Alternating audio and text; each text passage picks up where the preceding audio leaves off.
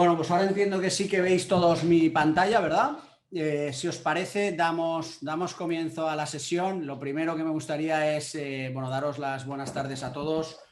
Muchísimas gracias por haber sacado este ratito, como decía hace un momentín, para venir. Y nada, bienvenidos a este webinar de 2000 años liderando equipos, en el que vamos a ver las enseñanzas del management más exitoso de parte de Javier Fernández Aguado y de la mano de HGBS. Yo en primer lugar quería daros la bienvenida en nombre mía y en nombre de Marta Prieto, que nos acompaña aquí también. Es la CEO, la directora general de Colima Books, que ha sido la encargada de la edición del libro. Y en nombre de Javier, que también ahora hablará, que es el autor de la investigación y del libro que vamos a presentar hoy, ¿no? Así que, como os decía, yo creo que sacar tiempo a día de hoy para la instrucción, ¿no? Y para la formación ya es algo nombrable, así que os felicito por eso y como en acto recíproco lo que quiero es, os vamos a hacer un obsequio que es este libro en su versión digital, que es Management Español, el sabio discreto.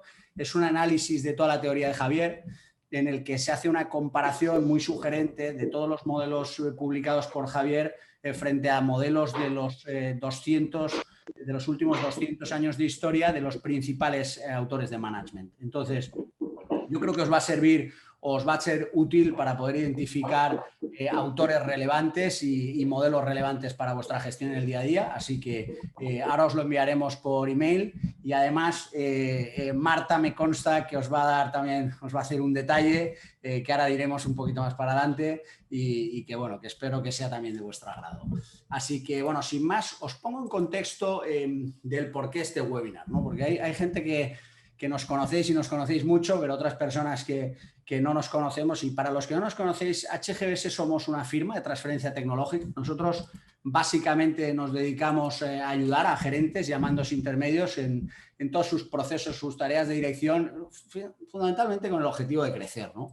Y nosotros hemos tratado de tener un enfoque muy singular, es decir, hace ya aproximadamente 11 años que se creó la empresa y que identificamos que no había ningún centro de transferencia tecnológica en el ámbito del management que se ocupara de los procesos de diseño y elaboración de estrategias, mejora de rendimiento y captación de capital desde un punto de vista científico del management. Así que nosotros, para los que no estáis familiarizados con lo que es la transferencia tecnológica, lo que hemos venido haciendo es, existe una serie de universidades y de autores, de investigadores, que lo que hacen es que generan grandes estudios e investigaciones con la colaboración de grandes universidades y de entidades, como puede ser en este caso que vamos a ver hoy de Javier, con el apoyo de la Caixa, de donde Javier es el director de la cátedra de management de la fundación, y con el apoyo del IE Business School. Bien, pues estas investigaciones lo que permiten, en definitiva, es, mediante la observación y mediante análisis, probar relaciones de causa-efecto de determinados problemas, ¿no? Abordar problemáticas específicas y dedicarle a esa investigación una serie de horas. Este caso concreto que vamos a ver hoy,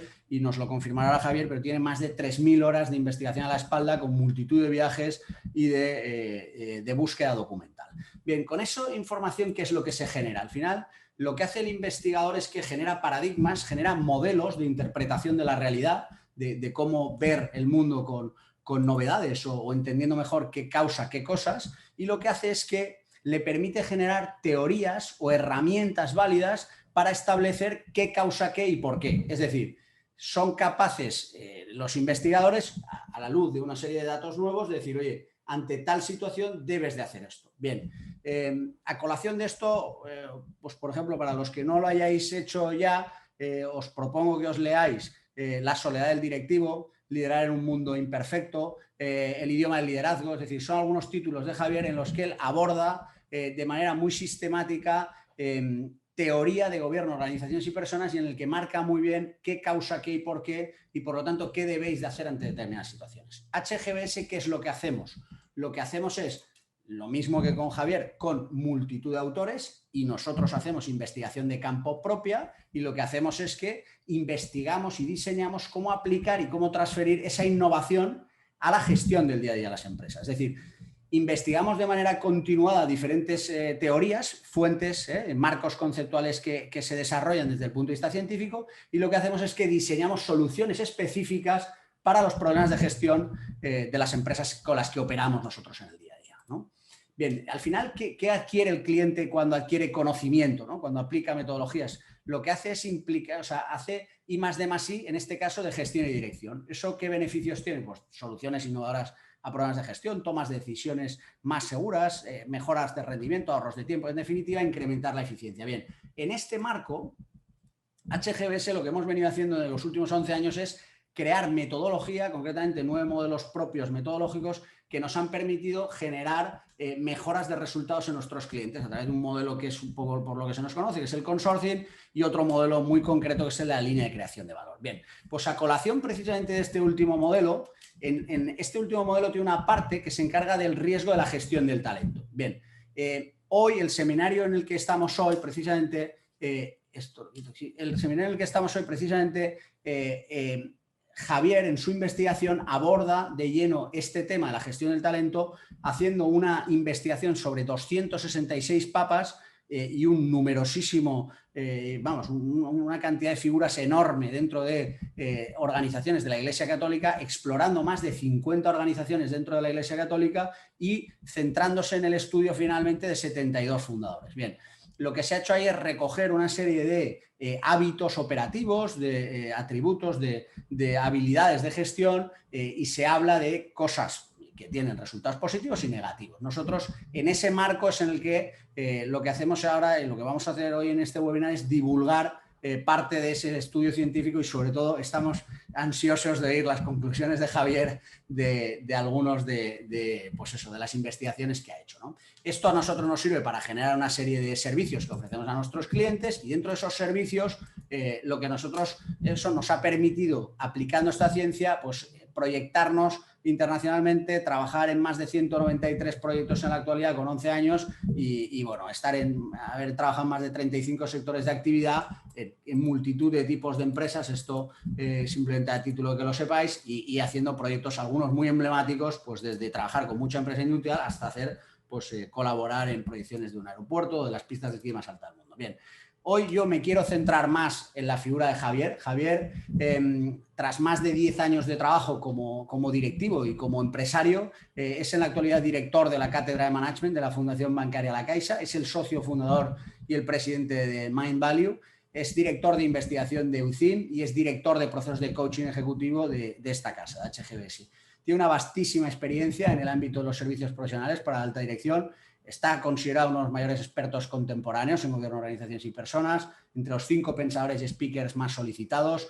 Es coach de alta dirección y miembro top de management desde sus inicios y es colaborador habitual de publicaciones especializadas. Entre las organizaciones que han acudido a su asesoramiento, pues, como veis, están algunas de las más importantes del mundo y entre ellas las principales cotizadas españolas. Ha vivido más de 9 años fuera de España, impartió seminarios visitando más de 50 países. Su labor de consultoría ha sido solicitada por casi más de 500 organizaciones hasta la fecha de hoy y ha pronunciado conferencias como keynote speaker en algunos de los eventos de mayor importancia y relevancia internacional, siendo muchas veces el primer no estadounidense o incluso primer español en determinados foros. Al final Javier ha sido creador de 6 modelos de cambio, en este caso organizacional, 2 de ellos específicamente de análisis, en los que además desde el punto de vista de la innovación teórica en management aporta 2 novedades muy sólidas, una de ellas en el ámbito de las 2 naturalezas de resoluble y irresoluble en el caso de gestión de lo imperfecto y otra en el tema de la dirección por hábitos, sobrepasando una de las anomalías de la teoría de Peter Drucker. Por lo tanto, muy bien llamado, como se le llama ahora últimamente a Javier, el Peter Drucker español. Así que, bueno, Javier, para los que tampoco conozcáis su trayectoria, pues tiene más de 66 libros publicados, 38 en solitario y 27 en colaboración. No sé si me dejo alguno, seguramente me dejo alguno, Javier. Pero bueno, sobre todo Javier es doctor en ciencias económicas y es doctor en filosofía, fue premio especial en su tesis doctoral en ciencias sociales ya en el año 96, tiene más de 500 estudios monográficos en revistas de primer nivel de Europa y de América y sus obras han sido traducidas a varios idiomas. Así que En definitiva, muchísimos reconocimientos. Javier ha sido considerado como mejor profesional del management en habla hispana, mejor conferenciante, pensador europeo para debatir con David Norton, fue premio Peter Drucker en la innovación, premio Best Competitive Speaker, es decir, un sinfín de reconocimientos que no podríamos listarlos aquí todos. Y bueno, básicamente eso a nosotros, yo llevo haciendo un seguimiento de la investigación de Javier desde hace años y a colación de ese porqué lo hemos traído hoy aquí, ¿no? Nosotros, una cosa que queríamos transmitiros es que hay una fase previa a la implantación de soluciones en las empresas, que es la identificación de fuentes que generan mejoras en el análisis y diagnóstico. Eso se hace mediante la identificación de categorías y el ser capaz de establecer muy bien las categorías de aquello que luego va uno a utilizar. Javier lo que ha hecho con este estudio y con los anteriores es identificar concretamente una serie de elementos que entran de lleno en una parte de la investigación de HGBS, que es que HGBS en el año 2014 termina una investigación sobre cuáles son las principales fuentes o causas de muerte empresarial. Dentro de esas fuentes de muerte empresarial o causas, motivos, nos salen 35 grandes causas que las categorizamos en 4. Y dentro de esas 4, una de ellas es la mala gestión. La mala gestión tiene diferentes ramificaciones y dentro de esas ramificaciones, concretamente 2 dan de lleno con una gran parte del estudio que ha hecho Javier histórico-técnico desde el punto de vista del management, de la gestión y el gobierno de organizaciones y personas en diferentes épocas, desde los egipcios, pasando por los clásicos, alguna que otra organización ya como los jesuitas, en fin, desde los templarios, es decir, hay una serie de bibliografía ya, Javier, que va en toda esta línea. Nosotros lo que hemos hecho básicamente es, teniendo en cuenta esto, cómo se relaciona con nuestro riesgo de gestión del talento, nos gustaría ahora pues, conocer de la mano del propio Javier algunas de las conclusiones que él saca y aprender, si cabe, un poquito más de él en primera persona, ¿no? Voy a acabar ya, simplemente os digo que es un placer estar aquí con vosotros presentándoos este libro, que espero que lo leáis y que aprendáis mucho. Os vamos a pasar un pequeño ejercicio con un mini challenge que os vamos a hacer, que es que os vamos a dar una serie de atributos, de rasgos de la personalidad que consideramos que deben de tener los CEOs, habilidades directivas que consideramos que deben de tener y una serie de valores que consideramos que pueden ser interesantes, y a partir de ahí lo que os vamos a proponer es que cuando os leáis el libro, pues bueno, veáis en qué medida vosotros podéis actuar conforme a algunas cosas que nos va a contar hoy Javier, o con las cosas que leáis, cómo podéis mejorar en algunos de esos atributos, rasgos o habilidades.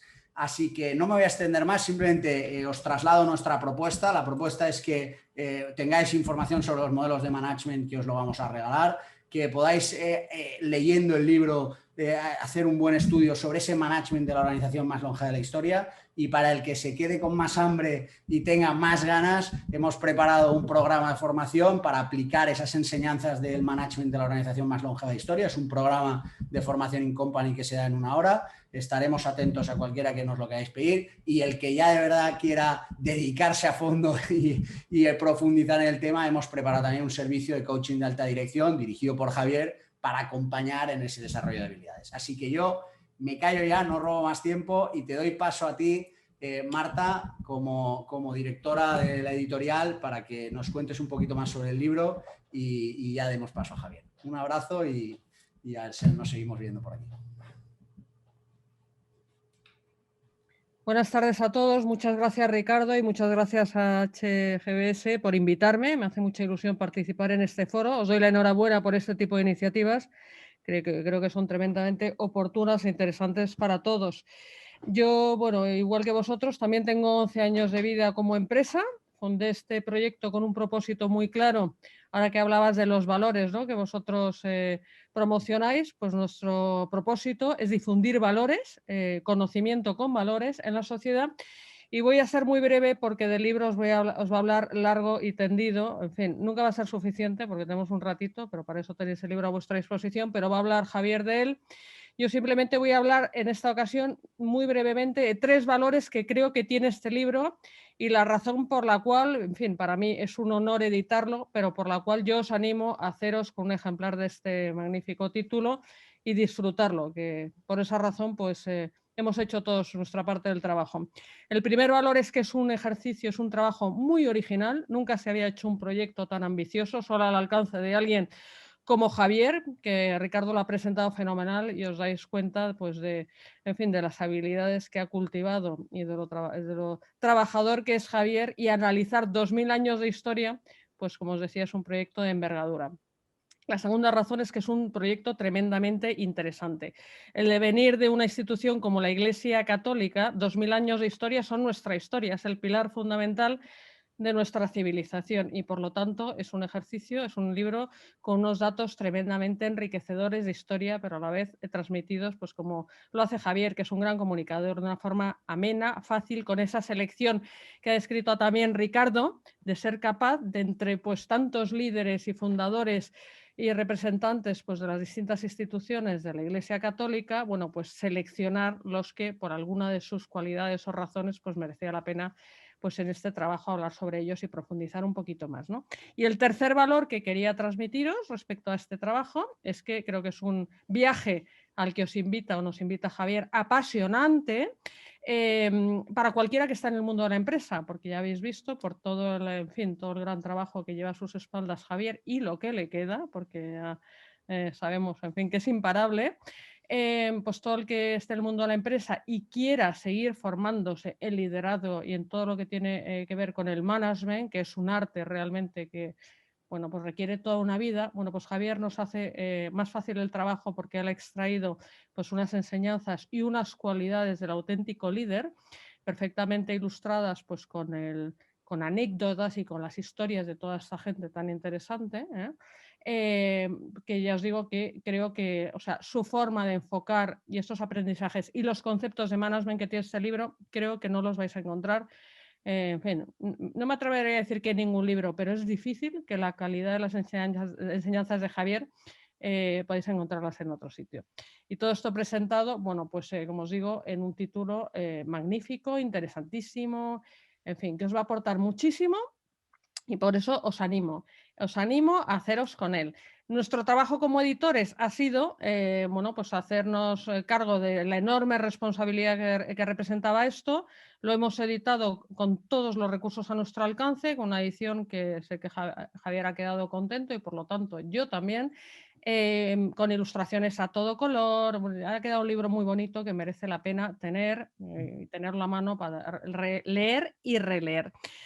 Decía Ricardo que tenía una sorpresa para vosotros y me ha apetecido mucho y creerme, no lo hago nunca, pero en fin, ayer cuando hablamos pues me apeteció que los que participáis en este foro tengáis acceso al libro con un descuento especial del 5%.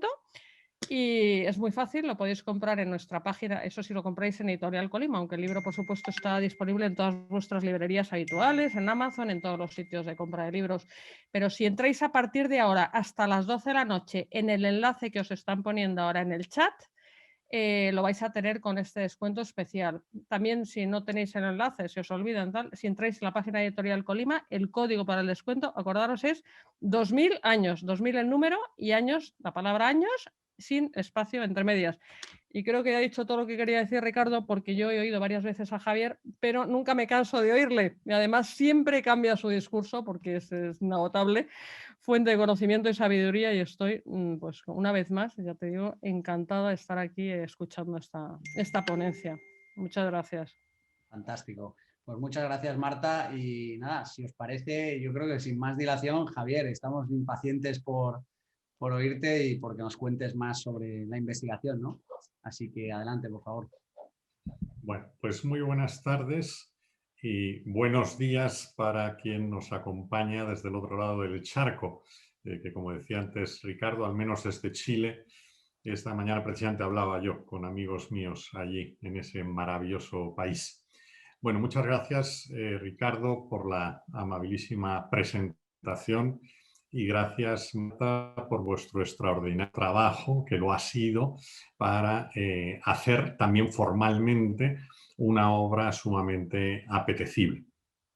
Mi intervención va a tener fundamentalmente dos partes, una presentación general del libro y una segunda parte de breve análisis de dos de las organizaciones estudiadas en esta obra, para dar paso después al debate, intervenciones que ustedes quieran tener o preguntas que deseen formular. La presentación general del libro es la siguiente. Este estudio yo lo acariciaba desde hace muchos años. Como antes ha mencionado Ricardo, pues he hecho estudios un poco de arqueólogo, en Roma escuela de directivos, en Egipto escuela de directivos, en management enseñanza de los clásicos, extrayendo enseñanzas de la Grecia clásica para el management contemporáneo, luego del Tercer Reich, del partido nazi, en el management del Tercer Reich, luego en lo más parecido que hay al nazismo, que es el comunismo, con camaradas de Lenin a hoy, luego de los templarios, de los jesuitas y de otras organizaciones y personajes. La creación de la cátedra de management de Fundación La Caixa en el IE hace ahora 6 años me dio la oportunidad, desde hace 3, a preparar este estudio en el que he invertido de forma directa unas 3.000 horas. En la historia de la Iglesia Católica ha habido 266 CEOs y lo primero era discriminar de esos 266 sobre cuáles iba a poner el foco. Y de ahí seleccioné 16 personajes, ya son 16 capítulos. Luego, en la Iglesia ha habido cientos de organizaciones. Tenía que expurgar y espigar aquellas en las que centrarme, algunas muy conocidas, como pueden ser los dominicos, los franciscanos, y otras menos habituales, como pueden ser los barnabitas o los teatinos, o algunas incluso desaparecidas, como los jesuatos. Además, hechos singulares, en concreto, las 3 reuniones del Consejo de Administración más importantes a lo largo de la historia de la Iglesia. Una en el siglo XIII, el cuarto concilio de Letrán, 1212, luego el concilio de Trento en 1545 y el más reciente concilio Vaticano II. Y junto a esto, sucesos particulares que muchas veces son abordados desde el morbo y también desde la nesciencia, cuando no desde la ignorancia, como puede ser el tema de la Inquisición o como puede ser el tema de las cruzadas. Al final, la obra ha quedado compuesta por 72 capítulos y en cada capítulo, para aquellos que tengan mucha prisa, ojalá que sean pocos, he extraído 10 enseñanzas concretas, con lo cual dentro de este texto hay otro subtexto formado por 720 enseñanzas prácticas para individuos, para personas contemporáneas, fundamentalmente directivos, pero también para aquello que somos todos, que es aspirantes a directivos. Bien, esto como composición general de la obra. Como quiero que haya tiempo suficiente para el debate, voy a entrar en la segunda parte de mi exposición. Y en cada una de las presentaciones que he realizado, hasta ahora ya en una decena de países y las que vienen, porque ahora dentro de pocas semanas iniciamos otro ciclo con la Universidad Pontificia de Lima, la Universidad Pontificia de Quito y otras, y consultoras de diversos países, de Costa Rica, de Colombia, etc. He seleccionado 2 diferentes a las que he mencionado en otras presentaciones. La primera, una institución relativamente poco conocida, quizá ha aparecido más en prensa porque a ella perteneció un personaje que ha sido reiteradamente citado en las últimas semanas por su clamorosa derrota, que es Ángel Gabilondo. Ángel Gabilondo fue un fraile perteneciente a una institución católica conocida como los Hermanos del Sagrado Corazón y me voy a centrar en el análisis no del huracán Ayuso, que de eso ya se ha hablado mucho y no es el objetivo de mi estudio, pero sí en cuál es la organización y qué unas pocas enseñanzas de esta organización que sigue teniendo hoy en día colegios a ambos lados del charco. El fundador de los Hermanos del Sagrado Corazón pertenece a un colectivo muy interesante de personas que en momentos muy difíciles de la historia de Europa, en concreto en plena Revolución Francesa y en la locura posterior y complementaria del dictador Napoleón, fueron capaces de emprender. Primera enseñanza, también en momentos de incertidumbre, de complejidad, de locura colectiva, es posible sacar adelante proyectos. Pocos momentos tan incongruentes, tan demenciales, tan funestos como los generados por los autores ilustrados de finales del siglo XVIII y su aplicación política en la Revolución Francesa.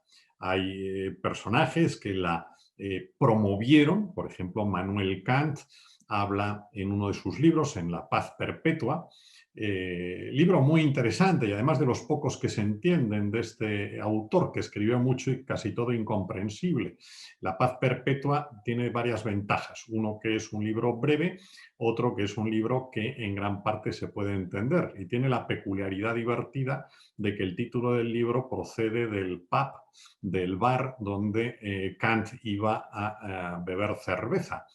Y de ahí tomó el título para su libro. Bien, en La Paz Perpetua dice Kant, Manolo para los amigos, que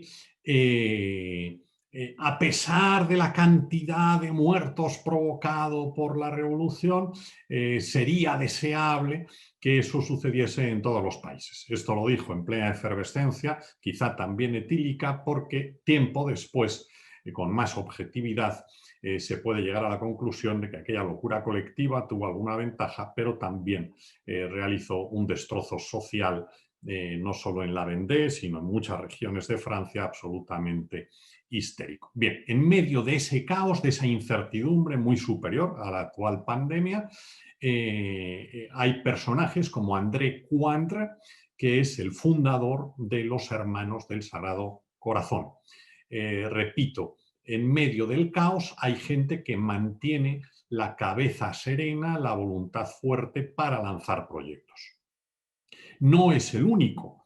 En medio de la Revolución Francesa surgen muchas instituciones, fundamentalmente creadas por emprendedores franceses que, o permaneciendo en el país medio escondidos o huyendo de él, fundamentalmente a Gran Bretaña, a Alemania y a España, son fundadores de instituciones, empezando por los maristas, los marianistas y tantos otros que surgen de un lodazal. Hay muchos florecimientos que cuando se analiza el origen se reflexiona y se dice cómo en medio de este caos es posible sacar adelante buenos frutos. Bueno, pues André Coindre es uno de estos ejemplos. ¿Qué es lo que sucede? Él es un emprendedor imparable, pero comete un error frecuente en gente excesivamente comprometida, que es que no sabe ponerse límites. Hay una serie de verdades absolutas en la gestión de empresas. Una de ellas es que el número ideal para dirigir una empresa es un número impar siempre inferior a 2. Bien, pues hay otro principio fundamental en la dirección de organizaciones, que es que se le perdona a un directivo que tenga que descansar, que se vaya a jugar al golf, que vaya a montar en bicicleta, pero no se le perdona que por no haber descansado gobierne mal. Y esto es lo que sucede con André Coindre. André Coindre, además de poner en marcha esta institución, es convocado por su jefe directo, el obispo de Lyon, que le pide que predique innumerables ejercicios espirituales, cursos de retiro. Es también convocado para lanzar otros proyectos en paralelo y se olvida de algo que es muy relevante en la vida y cuando nos hacemos menos jóvenes lo tenemos más presente. Vivir es elegir. Uno no se puede apuntar a todo. Vivir es saber decir que no. Bien, pues esto André Quant no lo tiene en cuenta y pone su físico al límite, de tal manera que en la noche del 20 al 30 del mes de mayo del año 46, 1846, 11 años después de haber fundado los Hermanos del Sagrado Corazón, André Quant se suicida. Esto no indica ninguna maldad moral en esta situación, sencillamente que ha olvidado un principio esencial del management, que es que hay que saber descansar.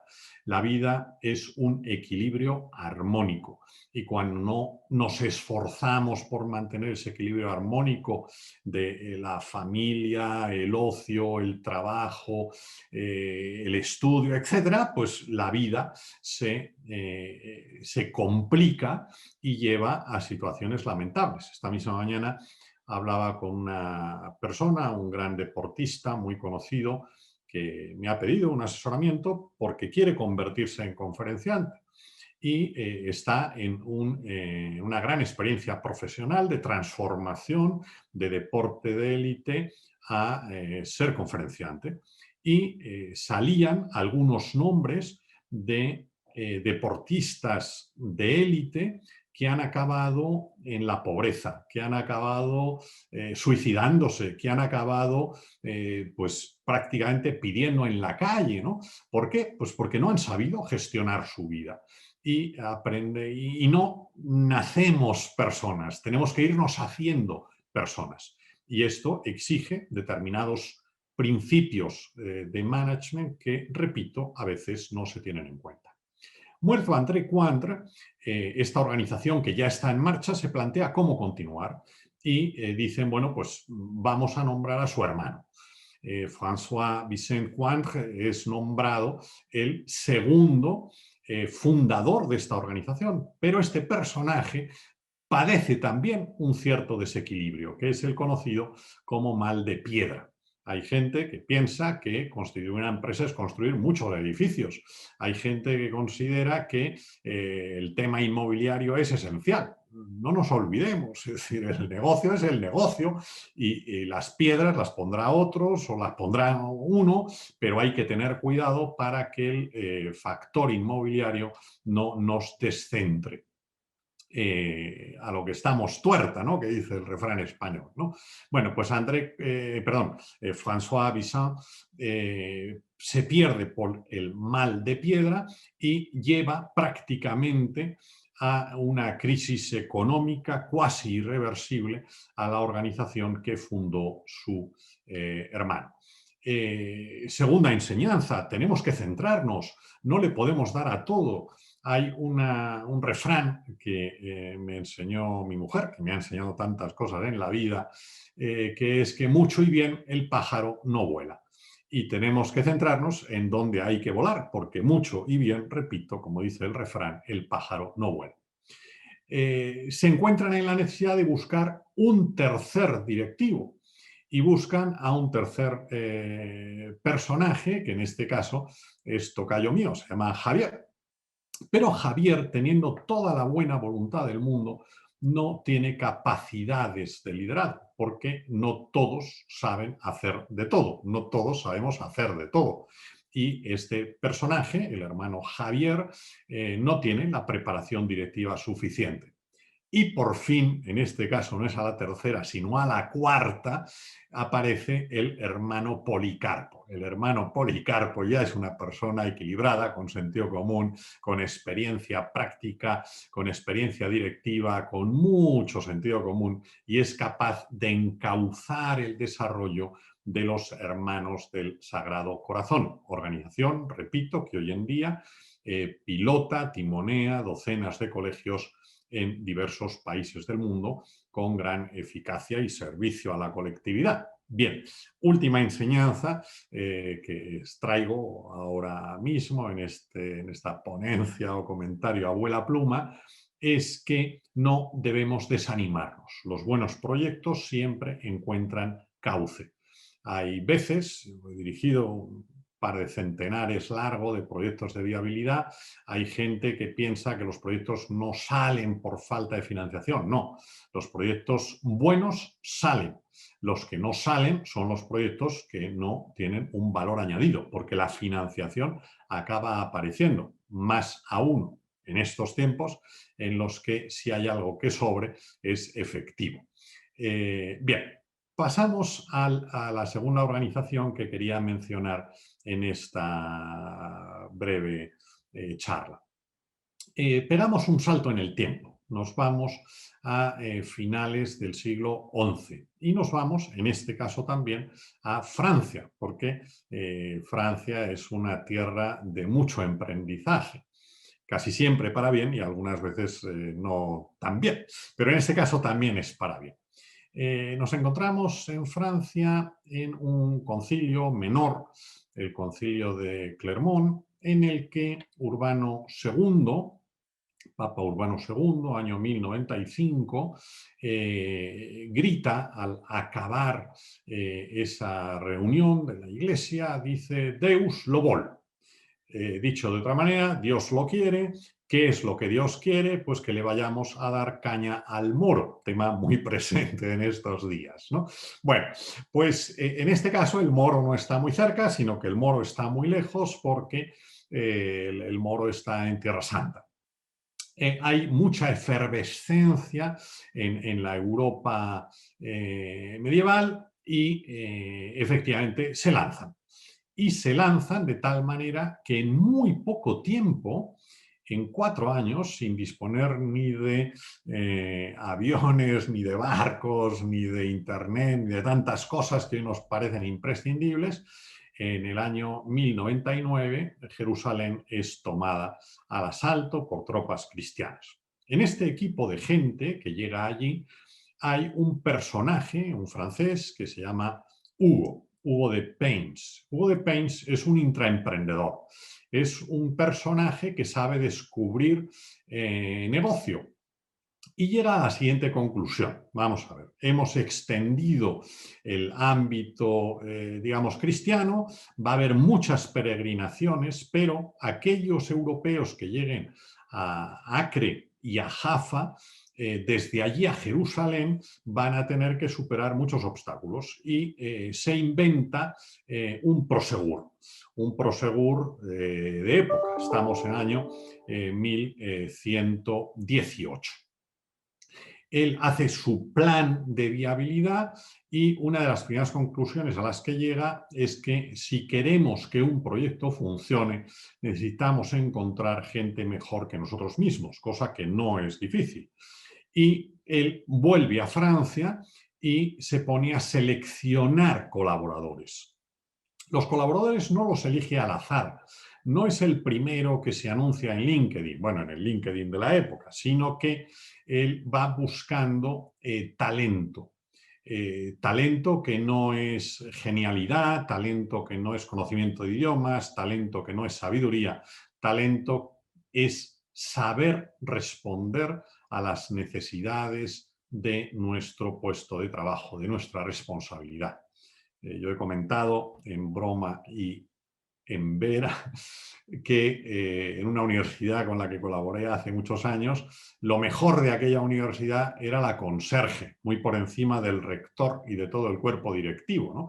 Porque era la única que tenía talento para saber afrontar realmente sus responsabilidades. Los demás cobraban más, pero no sabían lo que hacían. Bueno, de esto tenemos testimonio diario en el telediario hoy en día. Bien, sigo adelante. Localiza este personaje a determinados hombres, individuos con talento. Algunos de ellos porque disponen de un buen networking.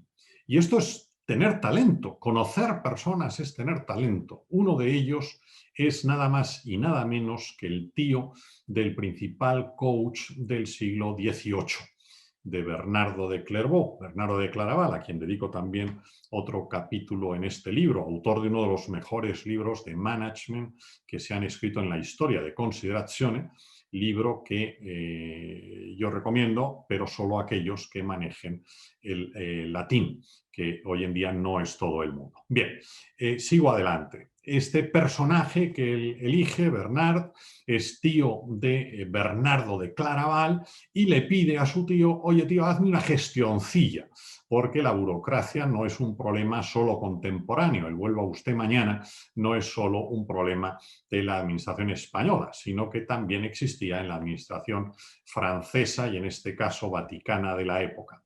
Bernardo de Claraval se acerca al Concilio de Troyes, estamos en el año 1128, y se acerca al Papa y le dice, oye, mira, fírmame este papelillo, que es nada más y nada menos que la aprobación del temple, de los templarios. Una buena elección de talento por parte de Hugo de Payns permite sacar adelante un proyecto que necesitaba un respaldo de carácter jurídico. Bien, por hacerlo breve, porque de esto tienen mucha información en el libro, Hugo de Payns pone en marcha el proyecto, se suceden más de 30 CEOs de los templarios, que gracias al extraordinario sistema de selección, con un assessment previo muy bien llevado a cabo, consiguen que solo haya, y esto es un hito en la historia, 2 CEOs torpes, que entre 33 es poquísimo, porque la cantidad de CEO torpe que uno se encuentra es muy alta. Bien, pues ellos desde 1128 en que son aprobados hasta 1307 en que son disueltos, solo hay 2 torpes. Uno de ellos, digamos que se podría llevar el mongolito de oro de torpe, porque este caballero, Gerard de Ridefort, les cuento brevísimamente la historia, ha intentado casarse con el hijo de un noble francés. Este noble le dice, oye, mira chico, tú ni tienes patrimonio, ni conocimiento, ni preparación para llevarte a mi chica, tú no te casas. El caso es que despechado, pues acaba haciéndose templario, llega a ser CEO del temple, gran maestre del temple, con la mala suerte de que su potencial suegro en ese momento es rey de Jerusalén. Y como, en fin, los elefantes tienen buena memoria, pues también este tiene buena memoria y se la quiere jugar al ex suegro. De tal manera que cuando se está intentando pacificar, estamos en el año 1185, se intenta pacificar la relación cristiano-musulmana, pues Gerard de Ridefort provoca una batalla absurda, cosas no muy diferentes de las que estamos viendo en estos días, insisto. La torpeza de determinados personajes, en este caso personajes y personajes, en aquel caso de aquel personaje llamado Gerard de Ridefort, llega a provocar la batalla de los Cuernos de Jatín en el año 1187, que provoca un desconcierto que gracias a Dios es resuelto por el siguiente CEO. Bien. Los templarios nos traen cantidad de enseñanzas. Hay que elegir bien a los directivos, hay que hacer buenos procesos de assessment, hay que tener buenos instrumentos para socializar e incorporar con sabiduría, y también hay que saber que cuando un proyecto es exitoso, aparece siempre, no solo en España, el vicio de la envidia, que es lo que surge un poquito más tarde, en 1307, con Felipe el Hermoso de Francia, nada que ver con Felipe el Hermoso de España. En lo único que coinciden los dos en que eran profundamente golfos, pero son épocas diferentes, países diferentes. Bien, pues Felipe el Hermoso de Francia consigue convencer de mala manera, torticeramente, a Clemente V, Bernard de Got, el Papa, para que disuelva en el año 1312 al temple, a la orden de los templarios. Como el CEO no está de acuerdo y tampoco el director financiero, acaban incinerados el 18 de marzo de 1312 en la Isla del Judío frente a Notre Dame.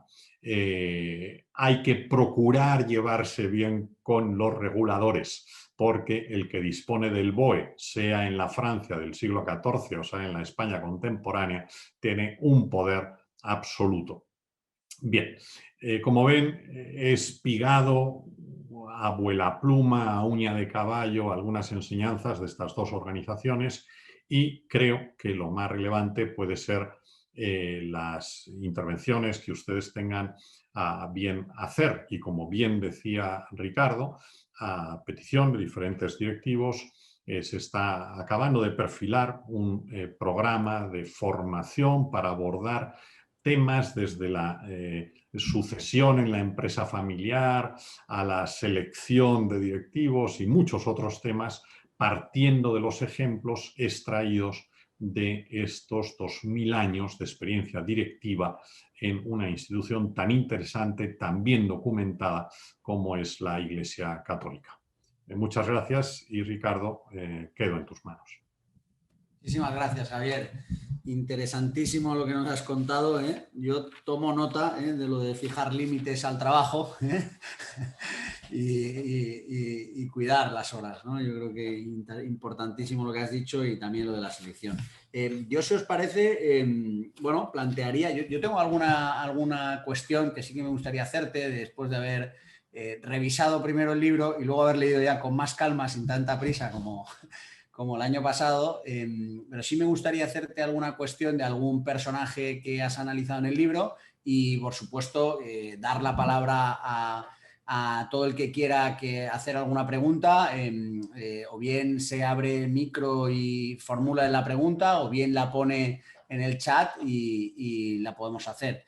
Entonces, yo no sé si, Marta, si te gustaría a ti añadir algo más, pero si no, yo iniciaría el debate así y si queréis, yo mismo formulo la primera pregunta. Así que no sé si, Marta, quieres decir algo tú primero. No, yo que me divierto muchísimo con Javier, me encanta, Javier, tu frescura y la actualidad de tu mensaje. Siempre, en fin, estoy muy orgullosa de ti. ¿Qué quieres que te diga? Adelante con el debate. Muy bien. Pues, Javier, a mí hay dos personajes que, bueno, hay un montón de personajes que son interesantísimos. Yo creo que Gregorio I es uno, que es alguien, yo creo que una figura clave, ¿no? Y me gustaría si nos puedes contar algo más de él. Y luego hay otro que yo desconocía en absoluto, que es Kempir, que es este holandés, que además tiene un texto del que haces varios extractos que me ha parecido espectacular, o sea, es management, bueno, tú de hecho comparas creo que a Collins y a Powell en algún momento, o a Kotter o incluso con Kotler en algún momento, yo diría que incluso se queda corto, ¿no? Es decir, hay partes del texto que se reflejan que es que denota un conocimiento brillante de la función de la dirección por parte de este CEO, ¿no? En su día, el Kempir. Y luego me gustaría, si también nos da tiempo y si se puede, si haces alguna anotación sobre Pedro Poveda, porque yo vengo de formación en una institución teresiana, yo fui al Colegio Larmelar y en el Colegio Larmelar Pedro Poveda es el fundador y conocía mucho sobre su historia, pero no conocía en absoluto el perfil de manager y cómo es capaz incluso de delegar en aquel momento tan convulso con las mujeres, ¿no? En el que a él, yo creo que, no sé si lo interprete bien, le toca salir un poco y delegar en las mujeres. Entonces, me encantaría si puedes hacer cualquier apreciación sobre estos tres personajes. Pues encantadísimo. Una enseñanza de cada uno. Para Gregorio I, quizá la enseñanza más relevante es un principio latino, que si lo hubiéramos tenido en cuenta nos ahorraríamos muchos problemas a nivel público y privado, ¿no? El principio de management es nolentibus datur, traducido por si alguien tiene un poquito oxidado el latín, el poder hay que dárselo a quien no lo quiere. quien padece esa obsesiva codicia del poder, y tenemos muchos personajes presentes, no se le debería nombrar nada. Hay que nombrar al que no quiere el poder. Decía otro de los grandes diseñadores del management, en este caso San Juan Crisóstomo, que el poder es como una chica muy guapa, muy guapa, muy guapa, muy seductora, muy seductora, muy seductora, y querer vivir con ella sin ir a mayores, pues es muy difícil. Hay que tener mucha virtud para hacer eso. Bueno, pues con el poder pasa exactamente lo mismo. Gregorio I es un gran directivo porque él no quiere ser papa. Se resiste panza arriba. Él lo que quiere es dedicarse a lo que cree que sabe hacer, que es centrarse en el estudio, en la aportación, y sin embargo se empeñan en que sea papa, lo nombran papa y es, segunda enseñanza, por mencionar dos, autor de un extraordinario texto que yo hubiera querido conocer antes de escribir el libro de patologías en las organizaciones, porque en su Regula Pastoralis, y confieso que yo no lo conocía cuando hace una década escribí patologías en las organizaciones, él habla de este mismo concepto, bueno, con terminología de época, pero se puede extraer perfectamente, se pueden extraer algunas patologías. Y en la próxima edición de Patologías en las Organizaciones incluiré alguna cita de Gregorio I. Pegamos un salto en el tiempo, nos vamos al siglo XV. Este personaje, Kempis, es un tipo realmente interesante. Pertenece a un movimiento que es la devotio moderna. Es un nuevo modo de vender el core business de la Iglesia Católica, que es acercarse a Dios.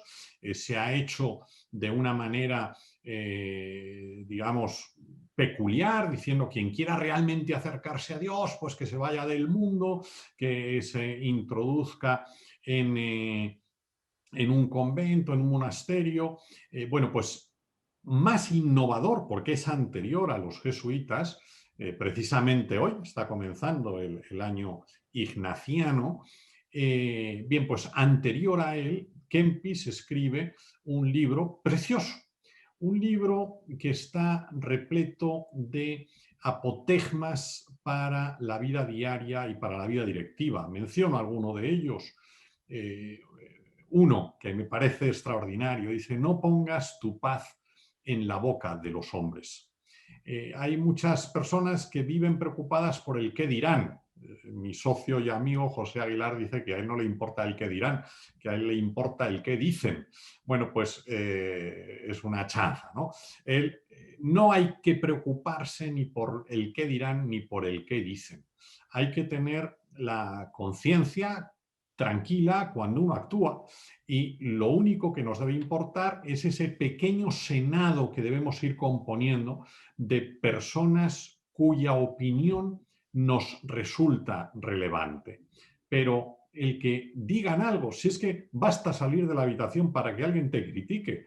En cuanto alguien hace algo, hay gente envidiosa que va a empezar a decir qué mala intención, lo que hizo este, lo que hizo aquella.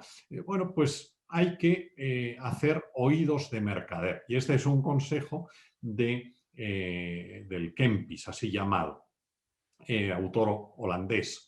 Hay tantos otros, ¿no? Una de sus enseñanzas, por mencionar una segunda, la explico no con texto literal suyo, sino con un ejemplo pero que está extraído de este manual de management, ¿no? Un novicio que estaba muy preocupado por lo que opinaban de él, y le dice el abad, cuando se lo dice: vete al cementerio, insulta a los muertos. Este va allí al Camposanto, se pone a insultar a los muertos, vuelve, le dice al abad: ¿te han dicho algo? Absolutamente nada. Bueno, pues ahora vuelve y alábales. Va allí, les ensalza, se muestra zalamero, regresa y le dice el abad: ¿te han dicho algo? Dice: absolutamente nada. Bueno, pues tú compórtate como un muerto y serás muy feliz, ¿no? Cuidado con estar pendientes de las opiniones ajenas. paso a Pedro Poveda. San Pedro Poveda es un héroe. San Pedro Poveda es fusilado en los primeros días de la presunta inocente Segunda República. Hay que ser ignorante o malvado para hablar en esos términos de ese periodo de nuestra historia. Pedro Poveda es asesinado, es fusilado después de ser detenido cuando está celebrando misa. Qué actividad tan preocupante, ¿verdad?, para la sociedad. Bueno, pues Pedro Poveda es el iniciador de la institución teresiana, una institución que busca la santificación en el trabajo diario y en concreto para las maestras, para las profesoras, y clama porque las mujeres sean sabias y clama porque las mujeres sean licenciadas, porque estudien. Estamos hablando de comienzos del siglo XX. Mucho antes de que muchos retrógrados que hoy en día se autodenominan progresistas hablen del desarrollo de la mujer, nos encontramos con personajes tan apasionantes como Pedro Poveda, que ha comenzado su labor ayudando en las cuevas de Guadix a los gitanos que allí residen. Pues este personaje que se dedica a ayudar, que renuncia a aceptar puestos de responsabilidad porque él lo que quiere es promocionar, formar, lograr que la mujer ocupe ese puesto que, gracias a Dios, hoy en día, gracias, entre otros, a su trabajo, debe tener en la sociedad. Esta sociedad formada por hombres y mujeres en las que todos debemos tener las mismas posibilidades de desarrollo a nivel profesional y a nivel personal. Bueno, pues Pedro Poveda es uno de esos grandes pioneros, uno de los más relevantes. Bueno, eres un libro abierto, nunca mejor dicho. Muchísimas gracias, Javier. A ver, nos hacen dos preguntas. José Montoniz nos pregunta, bueno, nos felicita. Muchísimas gracias, José, por la felicitación y nos da la enhorabuena al equipo HGBS y por la iniciativa. Con lo cual, muchísimas gracias, José. Y te pide, Javier, si pudieras darnos extraer las 5 enseñanzas, digamos, más útiles para un ejecutivo, para un consejero, ¿cuáles darías? Porque, claro, has hablado de que, bueno, yo te lo he oído alguna vez, ¿no? Lo de que hay un libro dentro del libro. De esto doy fe yo. O sea, dentro del libro dentro de cada capítulo, dentro de los 72, hay 10 enseñanzas de management. Es decir, unas 720 enseñanzas en tipo bullet, por decirlo de alguna forma. Si tuviéramos que decir 10 claves, ¿cuáles serían, Javier? Pues es difícil, pero mencionaré alguna.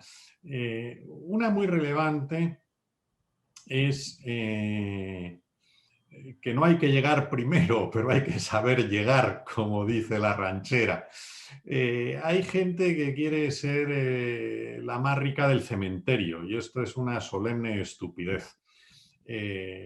Lo más importante en esta vida es encontrar cada uno su lugar en el ciclo de la vida. Y ya van 3 enseñanzas. Sigo. El equilibrio armónico que tenemos que lograr. Triunfar como profesional no es suficiente. Hay que triunfar sobre todo como persona y esto reclama el equilibrio entre lo que yo denomino el refugio afectivo y el ámbito profesional, empresarial. Parte de mi trabajo, yo dedico mi vida a 2 cosas. La mitad de mi vida la dedico a investigar, la otra mitad de mi vida, sobre todo, bueno, a dar conferencias, pero a hacer acompañamiento de altos directivos y a veces de altos exdirectivos a los que hay que consolar. ¿Cuántas veces? No pocas, gente conocida, antiguas portadas de actualidad económica, ¿verdad? Que es el competidor de Lola, pero en el mundo empresarial. ¿Cuántas han llorado en mi despacho diciendo, si yo hubiera sabido cómo es la vida, yo no hubiera tratado de esa manera a mis subordinados. ¿Cómo me gustaría echar marcha atrás? Bueno, como eso no es posible, lo que hay que procurar es tratar a los demás, esta es una enseñanza kantiana, como nos gustaría que nos trataran a cada uno de nosotros. Hay muchos modos de despedir. Hace muy pocos días consolaba yo a una buena amiga que ha sido despedida, una mamá soltera, que ha tenido la valentía, tuvo la valentía de adoptar a 2 niñas rusas. Bueno, pues ha sido despedida de manera absolutamente improcedente en una multinacional. Bueno, en parte yo creo que también por envidia de su ejemplo vital. Bueno, pues hay que buscar triunfar como personas, porque si uno triunfa solo como profesional, acabará fracasando como persona. Lo recuerdo hace unos años en una cena con el presidente de un gran banco que me dijo, esto fue hace unos 20 años porque nos vamos haciendo menos jóvenes, me dijo, oye, que me he enterado que haces coaching, hazme coaching. Estábamos cenando allí los dos solos. Hombre, ahora mismo, así de repente. No, venga, hazme coaching, ¿no? Total que, bueno, le pregunté una serie de cosas, estamos hablando de temas estratégicos, pero en fin, pasamos a temas más personales y después de preguntarle una serie de cuestiones, le dije, bueno, pues conclusión de todo esto, te llevas mal con tu mujer. Y me dijo, ¿pero cómo lo sabes? Es verdad, pero no me has preguntado de esto. Y le dije, mira, a nadie le va bien todo. A ti te va bien la salud, el trabajo, algo te tenía que ir mal, pues lo único que quedaba era la mujer, ¿no? Efectivamente, va muy mal, no nos entendemos. Bien, hay que procurar el equilibrio. Otra enseñanza parece teológica, pero es muy experiencial. Es de un chileno, de Alberto Hurtado, uno de los grandes chilenos, muy por encima de otros citados, como Pablo Neruda. A mí, Alberto Hurtado, he leído prácticamente toda su obra y me fascina, ¿no? Hay una frase muy aplicable cuando, ya saben ustedes que a partir de los 50, si uno se levanta por la mañana y no le duele nada es que se ha muerto, ¿no? Bueno, pues cuando nos vamos haciendo menos jóvenes hay que recordar que la escalera hacia el cielo tiene forma de cruz. Esta es una expresión de Alberto Hurtado. La contradicción, por decirlo en términos de management, forma parte de nuestra vida y nos debería sorprender si durante un día no hemos recibido ninguna mala noticia. Algo nos espera. Otra enseñanza es esta estadística. Si nos pasan 5 cosas buenas, la siguiente va a ser mala. Y si nos pasan 5 cosas malas, la siguiente va a ser buena. Uno puede cambiar, pueden ser 4 más 1 o 6 más 1, pero esto sucede siempre, ¿no? Bien, vivir es luchar. Y una última enseñanza, ya no sé cuántas han salido, es que por muy bien que alguien lidere, nunca va a conseguir comprometer al 100% de su equipo. Cuentan que a Juan XXIII le preguntaron, oiga, ¿cuánta gente trabaja en el Vaticano? Y dijo él, pues yo creo que aproximadamente la mitad. A mí siempre me ha parecido un ratio extraordinario, porque salvo en HGBS, en Colima y pocas más, yo nunca he visto un ratio tan excelente, ¿no? Y esto hablando del ámbito privado, ¿no? Bueno, pues nunca se puede comprometer a todo el mundo, pero sí tenemos que procurar no desagradar a todos en todo el tiempo. Bien. Brillante. Bueno, hemos tomado nota, yo luego pasaré algunas notas. Bien, tenemos otra pregunta por aquí. A ver, nos dice Francisco Javier Llamas. Nos dice, tengo curiosidad por alguna de las enseñanzas sobre los maristas, a quienes debo la oportunidad de haberme formado y la adquisición de herramientas para crecer en lo personal y profesional. Pues gracias por la pregunta, Francisco Javier. No sé, ¿algún detalle sobre los maristas, Javier? Sí, vamos a verlo. Los maristas cuentan también con un extraordinario manual de gestión. Al final, el management, es decir, la gestión de personas y organizaciones, empezando por uno mismo como persona, es un elenco de poco más de 1000 principios. Lo que sucede es que con frecuencia los olvidamos. Bien decía San Agustín, otro de los personajes analizados en el libro, en concreto en su autobiografía, en las Confesiones, un extraordinario libro escrito en un momento convulso, cuando está a punto de caer el Imperio Romano, ¿verdad? Y ahí tenemos a un personaje escribiendo sus memorias. Dice, y esta es una enseñanza relevante, dice, nunca, nada conoce el hombre con más frecuencia que la muerte y nunca olvida el hombre con más frecuencia que la muerte. Bueno, pues esto es aplicable, es un principio de esos 1500 principios. Bueno, pues los maristas tienen la peculiaridad de haber insistido en algunos principios en concreto referidos a la pedagogía. Uno de ellos, hay que ser más madre que maestro. Se aprende más con el cariño que con los palos.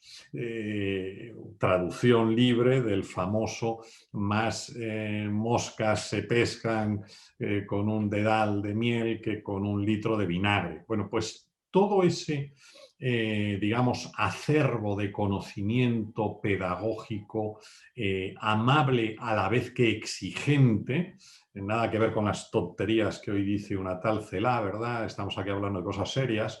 Bueno, pues la relación entre exigencia y amabilidad forma parte de ese, digamos, gran capítulo de enseñanza aportados por los maristas, que con mayor o menor brillantez, habitualmente con bastante, ha sido permanente a lo largo de su historia, también en los colegios que hoy siguen rigiendo. Muy bien. Tenemos alguna pregunta más. Dice Eva, nos dice, para el contexto actual, ¿cuál de las enseñanzas del libro destacaría Javier como imprescindible para el management para lograr organizaciones más humanas a la vez que más eficientes y más eficaces? Si tuviéramos que elegir una, está difícil. Que el directivo tiene que dedicar tiempo a su propia formación. El management bien entendido comienza por uno mismo. A mí me hace gracia cuando me llaman de una organización y hay que formar al comité de dirección. Casi siempre quien hay que formar es al CEO. Es decir, la formación bien entendida empieza por el de arriba, y porque las organizaciones funcionan en cascada. Por tanto, si nosotros somos CEOs, si somos jefes de departamento, si somos responsables de un equipo humano o si queremos serlo, lo primero que tenemos que hacer es invertir en nuestro propio conocimiento. Lo primero que tenemos que hacer es buscar a alguien que nos ponga un espejo delante de nosotros mismos, porque si las cosas no funcionan bien en la organización, no hay que buscar el fusible, que esto es el que voy a tirar para justificar mi fracaso. No, lo primero que tengo que hacer es examinarme, porque quizá el primero que tiene que hacer autocrítica soy yo mismo. Muy bien. Muy bien. Y nos hace una pregunta más también Pedro Luis Parés. Dice, ¿cuáles son las características diferenciales de los CEOs de la Iglesia en comparación con las de una empresa mercantil al uso? La Iglesia tiene una estructura muy jerarquizada. Adelante, Javier, perdón. Bueno, la jerarquía de la Iglesia depende. Esto es como el gallego, ¿no? Conocen ustedes el que fue a un bar y dijo, ¿tienen ustedes bocadillos? Dice, depende. Bueno, pues denme uno con mucho pende, ¿no? Bueno, depende. Es decir, hay aspectos de la Iglesia que están jerarquizados, pero mucho menos de lo que se piensa. O sea, se dice, el obispo manda. Y qué pocos curas obedecen, ¿no? El Papa manda y qué pocos obispos obedecen. Basta ver lo que está sucediendo lamentablemente en Alemania en estas fechas, ¿no? Es decir, que la supuesta jerarquía, que en algunos momentos sí que ha tenido peso y que ojalá hoy tuviera un poquito más de peso y hubiera un poquito más de sentido común, digamos que el genio en una organización es saber combinar el que el CEO o el equipo directivo sepa señalar las líneas rojas y sepa generar el compromiso para que la gente no quiera ir más allá de esas líneas rojas. Es decir, una combinación de democracia y sentido común directivo. Al final alguien tiene que ser responsable. Al final, alguien tiene que llevarse las medallas porque ha sabido dirigir. Y también al final, a alguien hay que guillotinar si ha hecho el indio. De esto, repito, desafortunadamente tenemos ejemplos muy cercanos de hoy mismo, ¿no? Ojalá se hiciera eso. Volviendo al origen de la pregunta, vamos a ver, todas las organizaciones venden algo, la Iglesia también vende algo.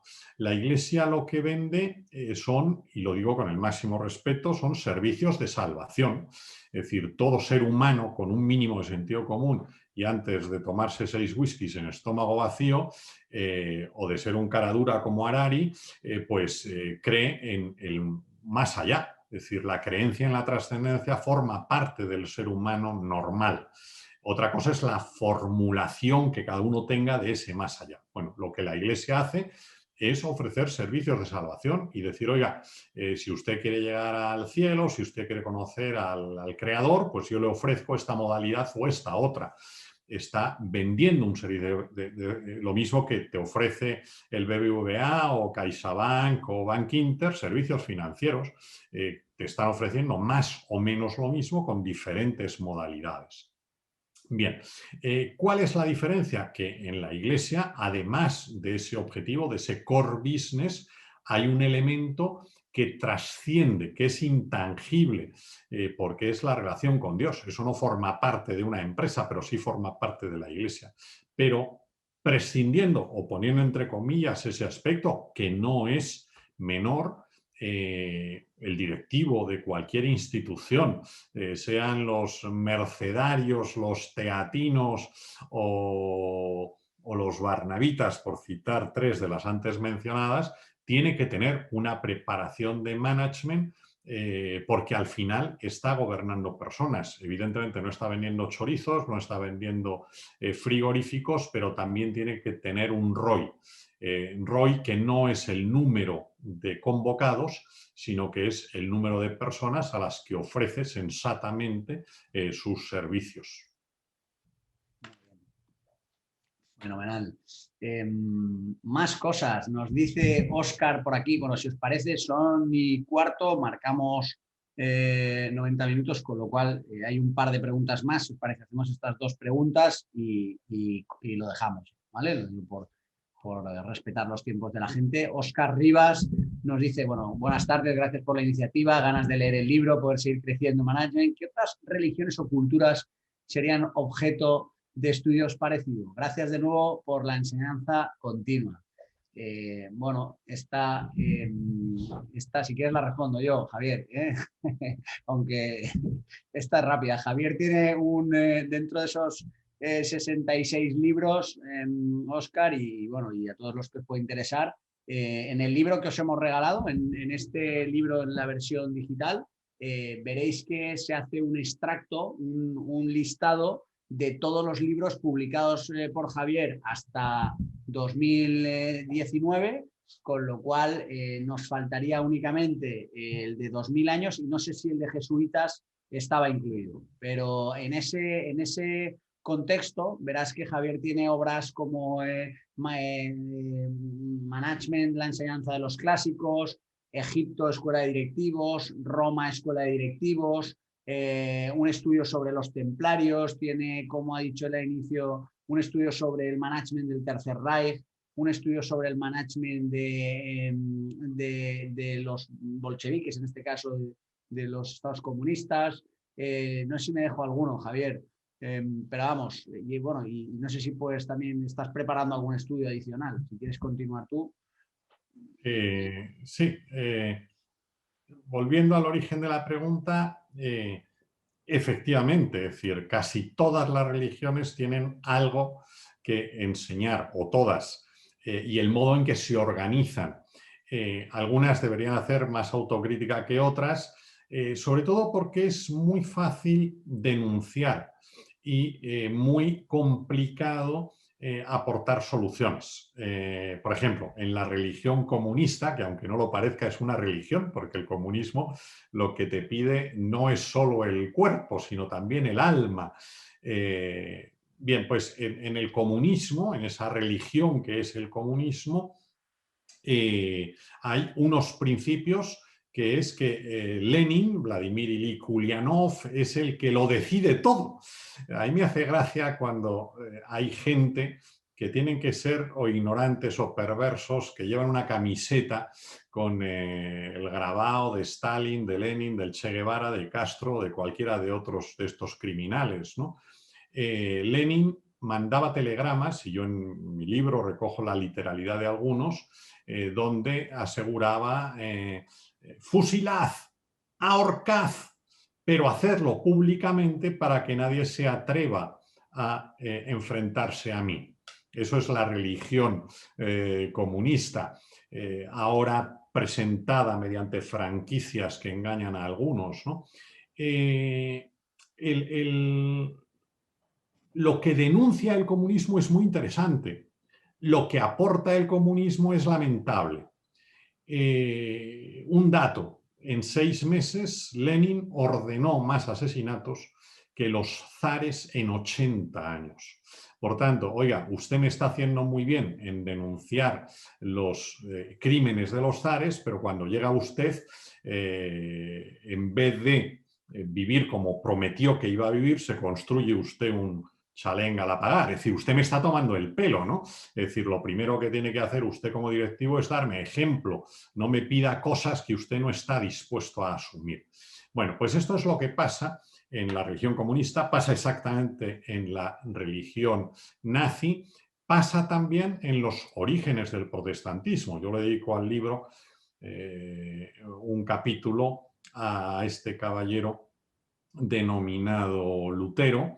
Lutero es brillante en lo que denuncia. Es decir, la descripción que él hace del comportamiento de León X la firmo yo y creo que casi todo el mundo, ¿no? Pero dices, oye, ¿y ahora tú qué me propones, no?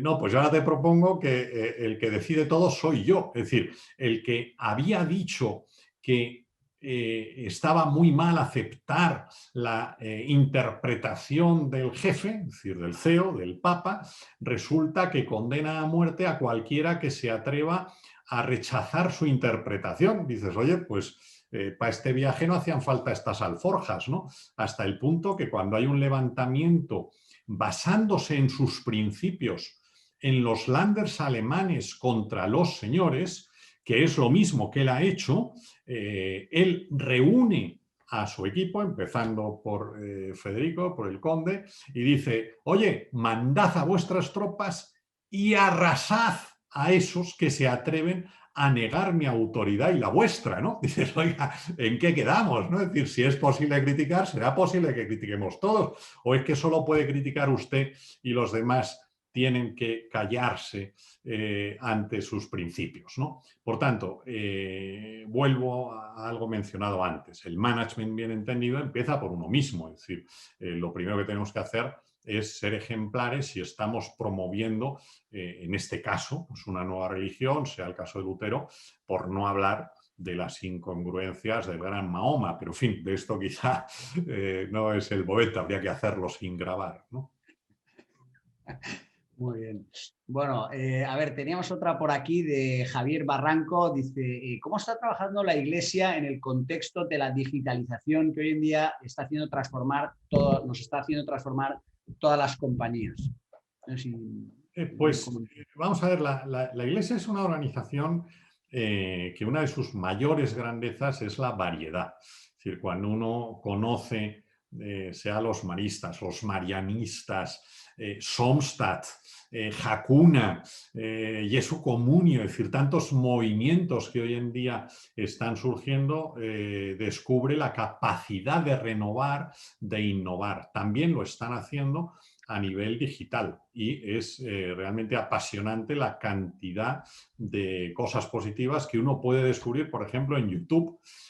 Hay organizaciones que están digitalizando conocimiento, cantidad de chats, iniciativas preciosas, desde una que es esos 10 minutos con Jesús, pues es una grabación diaria que a quien quiera se la envía un sacerdote, pero bueno, están esas, están las de Javier... no me sale ahora el apellido, bueno, ahora me saldrá. Es decir, hay cantidad de gente que está digitalizando conocimiento y poniéndolo a disposición. Por tanto, creo que los deberes los están haciendo y bienvenido sea, porque el mensaje es realmente insuperable. Sencillamente, aunque solo fuera por un motivo, que es mucho más difícil creer en Darwin que creer en Dios. O dicho de otra manera más metafísica, es mucho más difícil creer en la casualidad que creer en la causalidad. Y yo desde luego soy firme creyente en la causalidad y muy poco en la casualidad. Javier Luzón, perfecto, gracias por el comentario, es otro de esos personajes que están sumamente presentes en redes. Fantástico. Muy bien, y si os parece ya la última pregunta antes de cerrar, nos pregunta Santiago Barrero, dice, ¿va a crearse alguna asociación o similar para poder enfrentar desde una perspectiva cristiana la ideología luterana que lleva décadas infectando los departamentos de recursos humanos y por consiguiente millones de personas? La verdad es que Santiago, no sé yo, bueno, sí, adelante tú, Javier, con la respuesta y si quieres, no sé si quieres matizarla bueno, adelante, Javier. Bueno, es una pregunta compleja, difícil. Al final, vamos a ver, el mundo, la realidad personal y corporativa es una mezcla de trigo y cizaña. Es decir, si solo me van a permitir, en fin, creo que hay confianza para hacerlo, explicarlo con una anécdota, ¿no? Cuentan de un ladrón, de un grupo de ladrones que va a robar una fábrica de perfumes. Y, en fin, están en pleno robo de aquellos perfumes, suena la alarma y uno de los ladrones queda encerrado en la caja fuerte donde están las esencias. Total que los otros se van, dejan de sonar las alarmas y este caballero se pasa el fin de semana metido en la caja fuerte de las esencias. El lunes por la mañana llegan los empleados de la fábrica, abren, ven que hay alguien, llaman a la policía, llega la policía, sale este de la caja fuerte de las esencias y dice, sí, deténganme, pero por favor, antes de llevarme a la cárcel, déjenme oler un poquito de porquería, ¿no? Bueno, nos cansamos de todo, nos cansamos del bien, nos cansamos del mal. El mundo es, lo decía Pablo VI, un personaje apasionante al que dedico un capítulo, fascinante personaje, decía, el mundo es la mezcla de la miseria del hombre y de la misericordia de Dios. Hay organizaciones, personas que quieren ser tan perfectas que lo hacen todo imperfecto. La perfección no existe.